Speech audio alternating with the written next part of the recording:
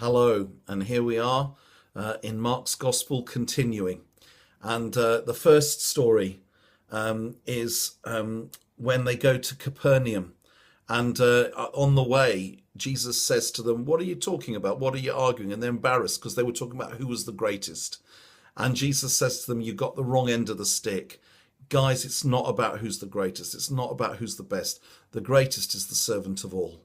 And the one who serves is better than anything." They misunderstood what the gospel was about. They thought it was about being big when actually it's becoming small. And then he takes a little child and he puts the child in the middle of them.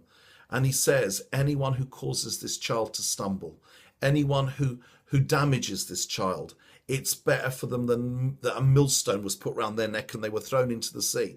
And then he says some gruesome things. If your hand causes you to sin, cut it off. If your foot causes you to sin, cut it off. And all of that. What's that about? It's in the context of wanting to be great. And what he's saying is, whenever you want to be great, whenever you want to have power, whenever you want to be important, what you do is you tread on other people. And in order to be great, often what you do is you despise the poor and the weak, the little children, the broken people. And he says, if you're going to do that as my followers, as my leaders, then you're going to be in trouble. Better, and he's using hyperbole, to cut your hand off than to let this happen. And then some Sadducees come to him, and they were a kind of a group of theologians, if you like. And they said to him, to try and trick him, Moses permitted a man to write a certificate of divorce and send her away because they were asking him about divorce. And Jesus says, no, we're not having that. God said, they're one flesh, that a man and a woman become one flesh. We're not doing that.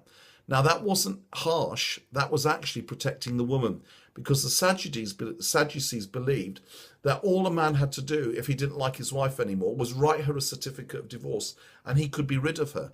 That way she had no rights. And Jesus was saying, no, she does have rights.